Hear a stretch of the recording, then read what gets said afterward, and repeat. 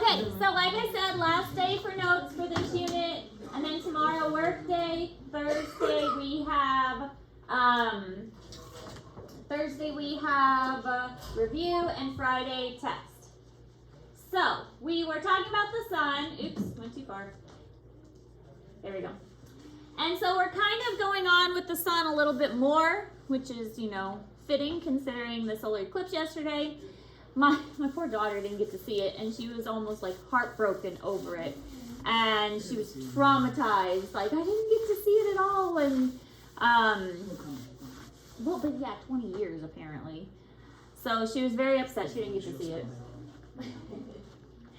But as far as the sun, gravity keeps the sun from exploding. It is in something called hydrostatic equilibrium. So it's because of the intense gravity that the sun is experiencing. Jaden Pruitt, please report to class. The balance of the sun, it's got kind of a push and a pull effect. The outside is pulling in because of gravity, but the energy is pushing out because the energy is trying to escape. So this push and pull is the hydrostatic equilibrium.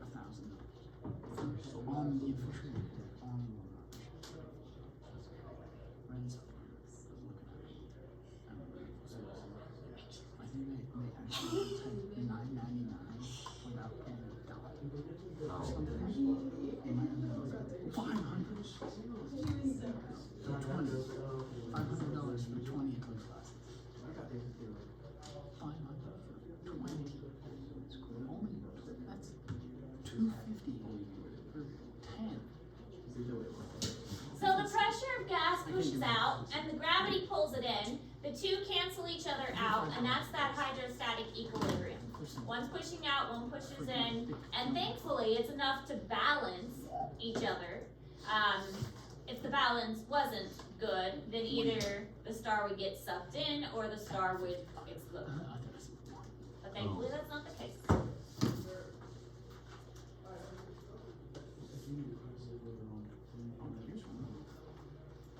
This is 10.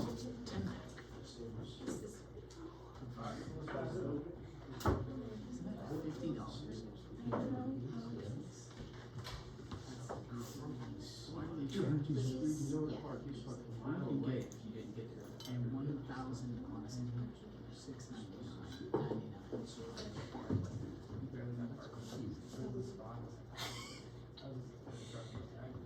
That's not much. 70 cents per. But also, you have to go $700. Probably feels like it's a different truck and bought too much roof. The other roof is just big enough. So the sun's temperature is also unbalanced. This is called thermal equilibrium. Before we had hydrostatic, now we have thermal. So all this energy determines the star's brightness, heat, and lifespan. But the energy escaping is balanced with the energy being produced. So if it wasn't, then the star might get too hot or be unbalanced that way. But thankfully the sun's energy and heat is in balance as well. So we're very fortunate that our sun is stable. If we had an unstable star, then we would get like heat waves that were coming off of it, and these heat waves would scorch the earth or make it unpredictable.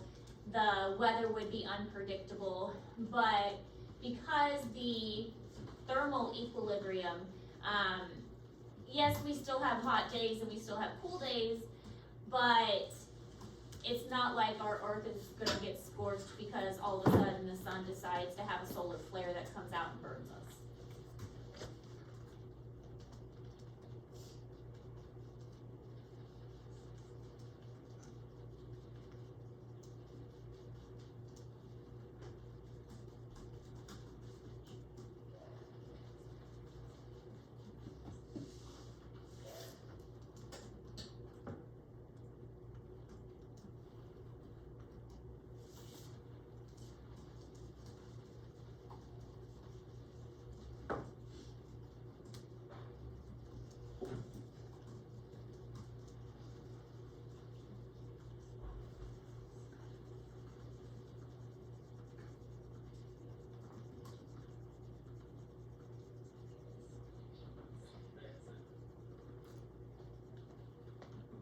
So there's enough hydrogen in the sun's core to allow for nuclear fusion for about 10 billion years. Because remember, if we run out of hydrogen, then the fusion stops, because that's what's going on. The hydrogen is being mushed together to make helium.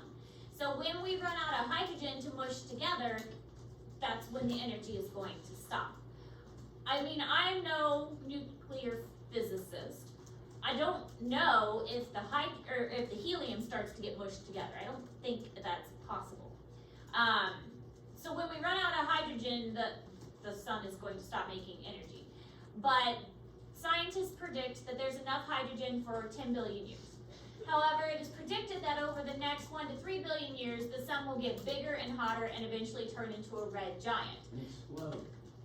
Well, I mean, it gets bigger, and then remember, it's going to shrink into that white dwarf. So, I mean, it gets really, really big, and then it's going to, like, combust in on itself. So, we've got 1 to 3 billion years left, is basically what we're saying. So I would do one day. I mean, I guess that's not bad. I mean, 1 to 3 billion is still pretty long. Maybe a little nice little- Long enough for us, right?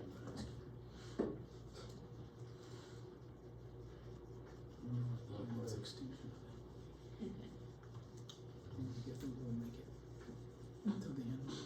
In that Wall-E movie, how long was that? You think humans will make it to the sun? When they were on the spaceship. I don't know. Years. A while. I think of, like, the pictures that they showed on the walls of all the captains. There's a lot of captains. It comes and goes. Eclipse and G. That's good enough. So Earth will become uninhabitable in about 1.2 billion years. So no sunlight will mean no plants, which means no oxygen, which means no animals. So it's kind of like a cascading effect. We need the sunlight so that the plants can grow, and so the plants can make oxygen, and so that also the plants can provide food for us. If this chain reaction stops, then we're pretty much screwed.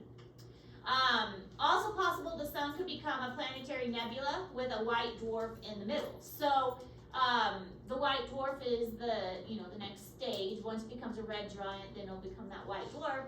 And if our area becomes a planetary nebula and then it starts into this white dwarf, and then we get sucked into this white nebula or this planetary nebula with a bigger rotational pattern, because the white dwarf will have more of a gravitational pull, then that kind of just messes everything up too. So basically we have about 1.2 billion years left, give or take. It's not too scary though, that's a long time.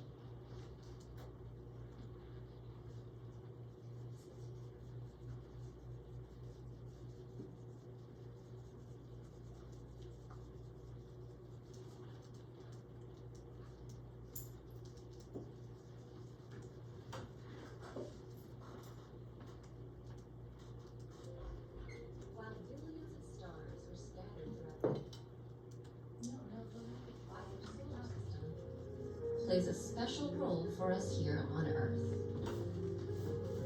Our sun formed about 4.5 billion years ago in the Milky Way galaxy's Orion Spur. It was born when a cloud of dust and gas, known as a solar nebula, collapsed. And in the middle of this formation, matter condensed into a burning ball of gas that became our sun. The sun's fiery nature, along with a tremendous gravitational pull and an extensive magnetic field, helped it to become the heart of our solar system.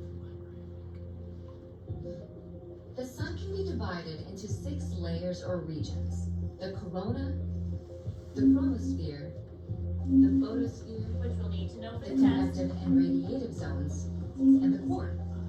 In terms of atom count, the sun is about 91% hydrogen, the sun's fuel, 8.9% helium, and 0.1% heavier elements, such as carbon and nitrogen. Due to the sun's extreme temperatures, these elements stay in a gas-like phase called plasma. In the core, temperatures reaching at least 27 million degrees Fahrenheit, combined with the sun's powerful gravity, fuse together hydrogen molecules to create helium. Called thermonuclear fusion, this releases an enormous amount of energy in the form of radiation, electricity, solar wind, and, as we experience on Earth, life-giving heat and light. Such volatility is contained thanks to the sun's tremendous gravity. It's strong enough to hold the solar system intact and is primarily due to the sun's size and mass. Our sun is the largest and most massive object in the solar system. It's more than 100 Earths wide and could theoretically fit all 8 planets inside nearly 600 times.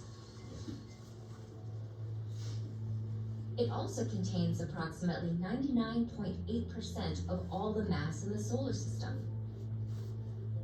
Because of this mass, the sun has a great pull on the fabric of space, creating a gravitational force that causes nearby planetary bodies to be drawn toward it.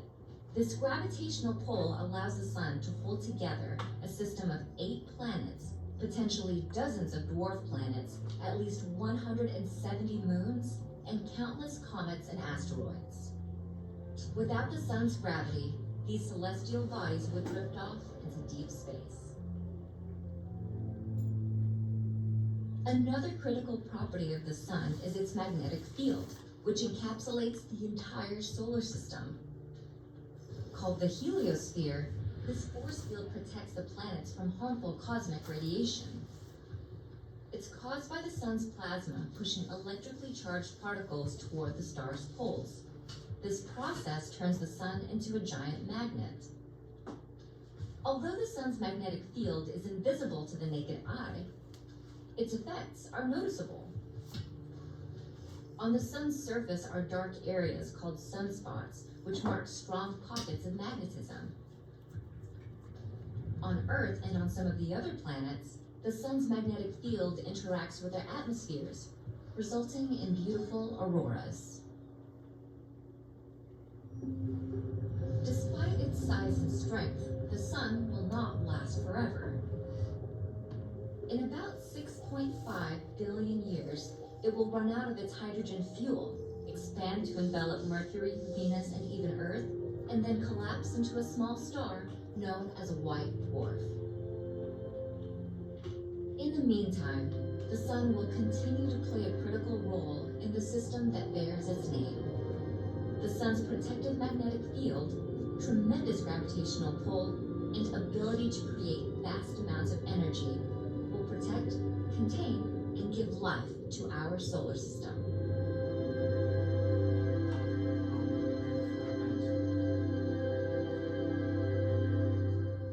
So basically, our sun's pretty cool.